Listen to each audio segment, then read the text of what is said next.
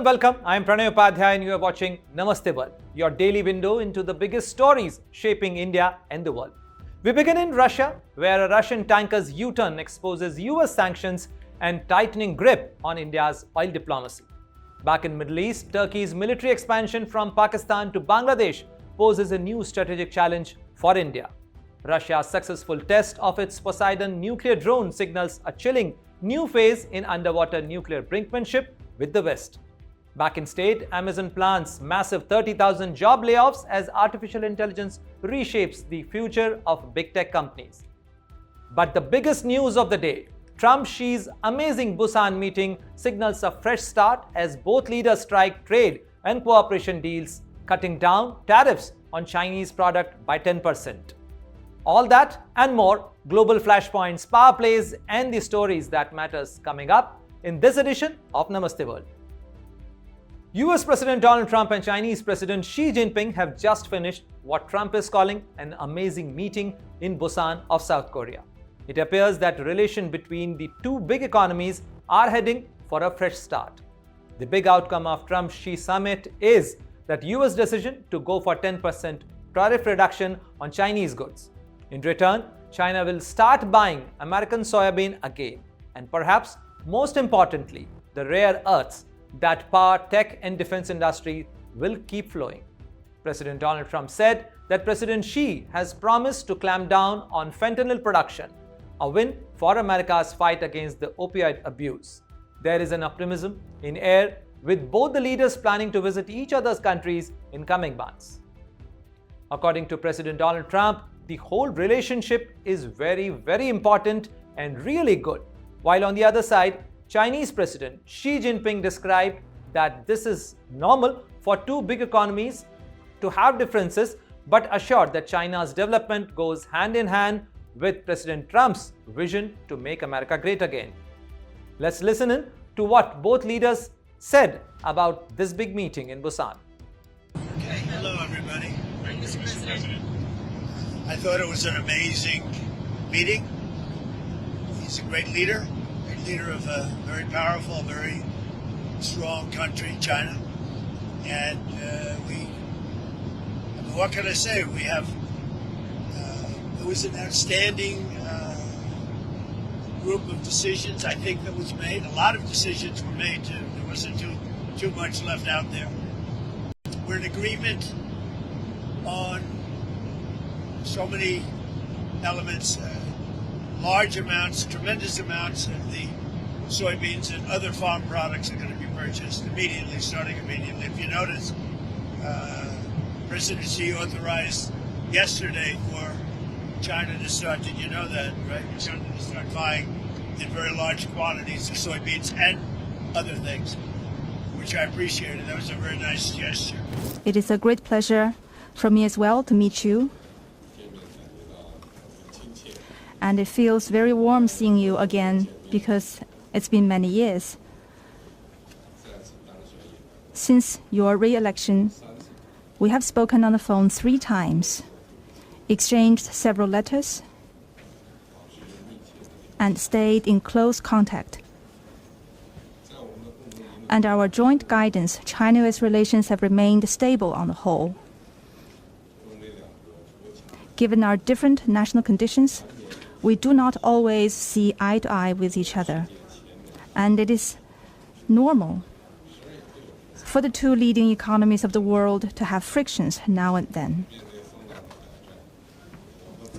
And in the face of winds, waves, and challenges, you and I, at the helm of China-US relations, should stay the right course and ensure the steady sailing forward of the giant ship of China-US relations.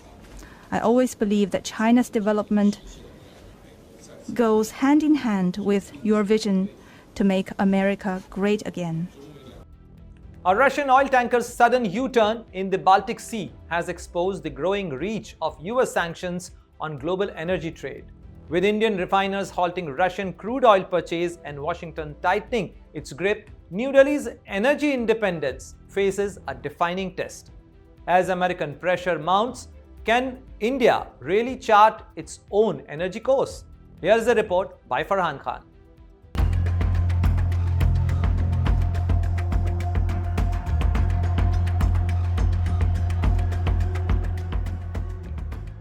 seems even oil tankers can make U-turns when Washington sneezes. Case in point, the Furia, an India-bound ship carrying nearly 730,000 barrels of Russian crude, which suddenly reversed course in the Baltic Sea. One day, it was on its merry way to Gujarat's Sikka port. The next, it's idling near Denmark. The reason? The United States decided to tighten sanctions on Russia's oil giants Rosneft and Lukoil, and India quite reluctantly had to play along. Let's rewind. For 2 years, Indian refiners had been happily scooping up cheap Russian oil, a smart bargain that kept fuel prices stable and refinery margins healthy. But last week, Washington turned up the heat. The US Treasury said all transactions involving Rosneft and Lukoil must be wound down by November 21, sending shockwaves through India's energy market. Suddenly, what was once a strategic partnership with Moscow started to look like a liability. And that brings us to the Furia's dramatic U-turn. Symbolic, really. The vessel, which was supposed to dock in India, has now listed Egypt's Port Said as its next stop. Indian refiners like Reliance and BPCL are reportedly reviewing their options, or rather, waiting to see how far the Americans want them to bend. Reliance, which has a long-term deal with Rosneft, was quick to say it remains committed to complying with sanctions. Translation: we would rather not risk upsetting Washington, thank you very much. But Reliance isn't alone. Another major refiner, HPCL Mittal Energy Limited, or HMEL, officially announced it would suspend all purchases of Russian crude. The company clarified that while its previous shipments came on non-sanctioned vessels, it's pausing future imports to comply with applicable laws. Which laws, you ask? The ones written in Washington, apparently. HMEL's statement was all about compliance, due diligence, and government policy. The usual polite corporate language for "we don't want trouble." The refiner insisted it didn't knowingly deal with blacklisted tankers and that its crude was transported via the high seas by suppliers, not by itself. Still, it didn't deny that the pressure was mounting. After all, once the US, EU, and UK announce new restrictions, reviewing your position suddenly becomes corporate survival. Now, let's not forget, Russian oil accounts for nearly a third of India's crude imports.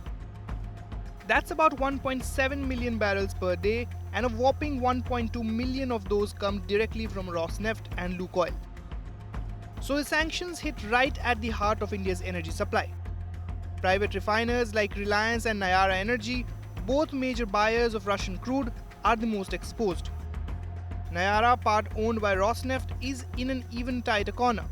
With few non-Russian suppliers willing to sell under current sanctions, it's facing the possibility of running out of options altogether. Meanwhile, state-owned companies like Indian Oil are treading carefully. Their stance: we'll keep buying as long as it's legal, which in essence means waiting for Washington's next memo. The irony here is hard to miss. India had spent months defending its right to buy discounted Russian oil, arguing that national energy security trumped geopolitics. It is our fundamental obligation to ensure that the Indian consumer has the best possible access on the most advantageous terms to international markets. And in that respect, quite honestly, we have seen that the India-Russia relationship has worked to advantage. So if it works to my advantage, I would like to keep that going.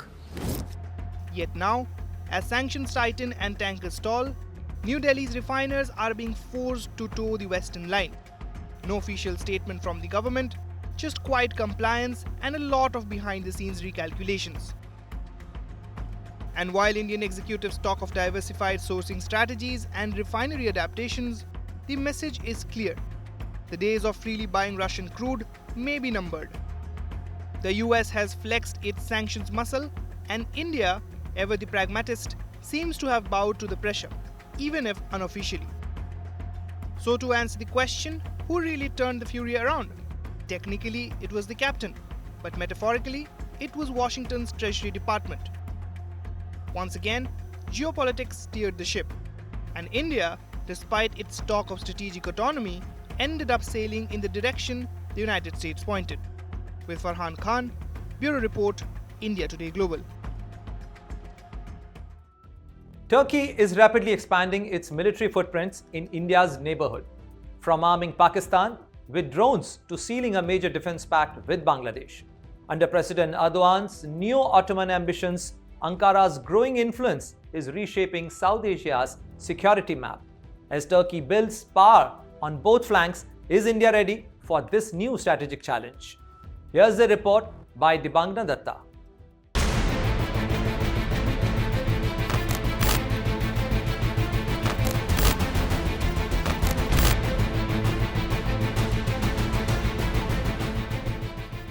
A new player has entered India's backyard, and it's not China. Turkey, thousands of miles away, is quietly building a military empire right at India's doorstep.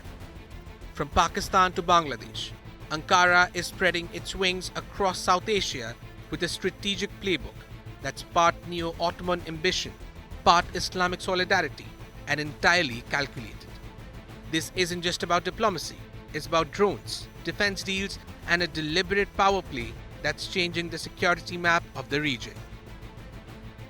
Turkey's relationship with Pakistan isn't new, but under President Erdogan, it's gone from friendship to full-blown military alliance.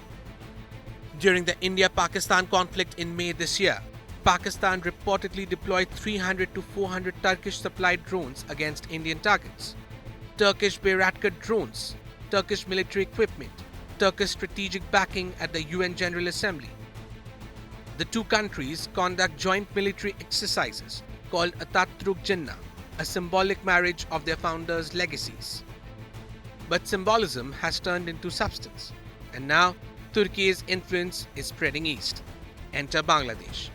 After Sheikh Hasina's ouster in August last year, the Mohammad Yunus-led interim government rolled out the red carpet for Ankara. In July, Bangladesh announced two massive defense industrial complexes in Chittagong and in Narayanganj, built with Turkish support.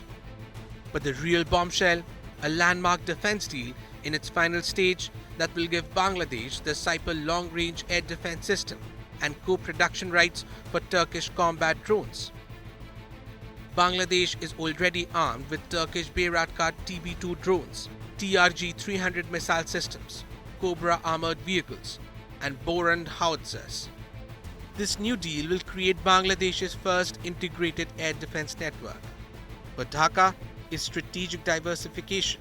For Turkey, it's a checkmate move in South Asia. But Turkey's influence isn't just military, it's ideological. Erdogan has positioned himself as the champion of Muslim causes worldwide. On the Rohingya crisis, Turkey has been louder than most Muslim nations. Turkish aid agencies operate in Bangladesh's refugee camps. First Lady Emin Erdogan personally visited Cox's Bazar. When Bangladesh executed a Jamaat-e-Islami leader in 2016, Turkey withdrew its ambassador. Erdogan condemned it publicly. The message was clear: Turkey backs Islamist groups in the region. And here's where it gets alarming for India. After the regime change in Bangladesh, an Islamist group called Sultanat-e-Bangla, allegedly backed by the Turkish Youth Federation, circulated a map of Greater Bangladesh that swallowed West Bengal and the entire northeast. Dhaka stayed silent. So what's driving Turkey's push into South Asia? Erdogan's new Ottoman foreign policy. His 2015 naval strategy and 2023 foreign policy document explicitly mention the Indian Ocean region as strategically vital. Turkey wants logistic bases, port facilities, and energy supply security. Erdogan also wants to challenge Saudi Arabia's traditional leadership of the Muslim world.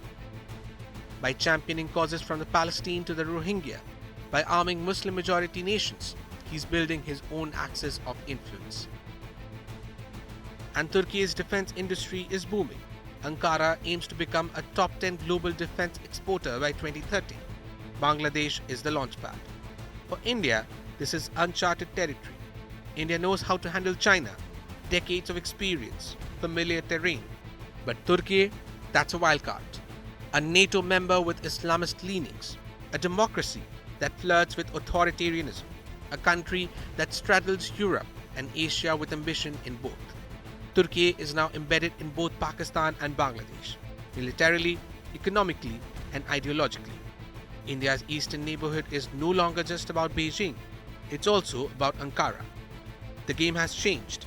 Turkey's influence in South Asia isn't temporary, it's structural, it's strategic, and it's here to stay. If India wants regional stability, it can't just counter old threats, it has to prevent new ones from getting too comfortable.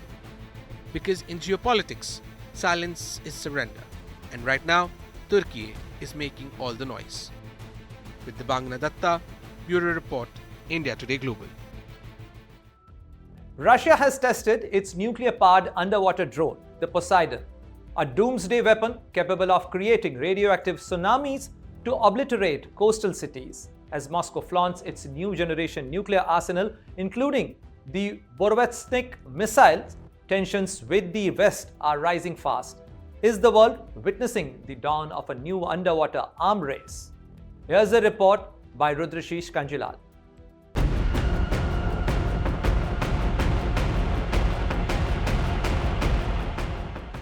A chilling show of force from Moscow. President Vladimir Putin says Russia has successfully tested Poseidon, a nuclear-powered underwater drone capable of carrying a nuclear warhead. He calls it unstoppable. The West calls it dangerous. But what exactly is Poseidon, and why does it matter? It looks like a torpedo, but it's far more than that. Poseidon is a nuclear-powered, nuclear-capable underwater drone designed to slip beneath defenses, cross oceans undetected, and strike anywhere on Earth. Putin made the announcement during a visit to a military hospital, saying the test had been successful. Преимущество заключается в том, что это небольшая ядерная двигательная установка, она при сопоставимой мощности, скажем, с атомным реактором атомной подводной лодки в 1000 раз меньше, чем ядерный реактор на подводной лодке. В 1000 раз. Но самое-то главное даже не в этом. Самое главное в том, что если обычный ядерный реактор запускается в течение часов и дней, недель, то этот ядерный реактор запускается в течение минут и секунд. Вот это огромное достижение. He also boasted of another trial, the Borisovetsnik cruise missile, which he claimed has unlimited range. 2 new generation weapons tested within days of each other, both nuclear capable, both designed to terrify. Now here's what makes Poseidon different. It's powered by a miniature nuclear reactor, giving it almost limitless range. It can dive deeper than any submarine, over a kilometer underwater, and travel at speed of up to 70 knots. That's more than 120 kilometers an hour, all while staying undetected. Putin says there's no way to intercept it. If true, that means no missile shield, no anti-submarine system, no defense in the world could stop it once it's launched. The weapon can reportedly carry a nuclear warhead of up to 2 megatons, powerful enough to obliterate an entire port city. Some argue that a Poseidon strike could trigger radioactive tsunamis hundreds of feet high, drowning coastal regions and turning them into dead zones. Even if those claims are exaggerated, one thing is clear. This is not a battlefield weapon. It's a symbol of destruction. For Russia, Poseidon sends a message. We can strike from anywhere, and you can't stop us. It's designed to bypass US missile defense system, project Russian power across the oceans, and remind the world that Moscow's nuclear deterrent is still unmatched. Poseidon is the ultimate psychological weapon. It's silent, it's autonomous, and if ever used, it would mark the end of civilization as we know it. For the world, this test isn't just about new technology. It's about a new phase in global nuclear brinksmanship, where the next threat may not come from the sky, but from beneath the sea. With Rudrashish Kanjilal, Bureau Report, India Today Global.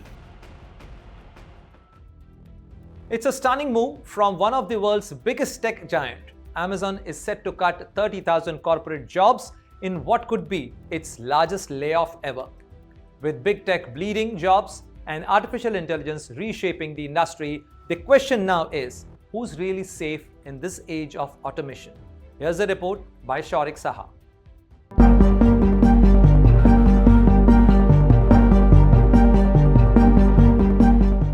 In a shocking twist from one of the world's biggest tech giants, Amazon is reportedly gearing up for its largest layoff in history, with as many as 30,000 corporate employees set to lose their jobs.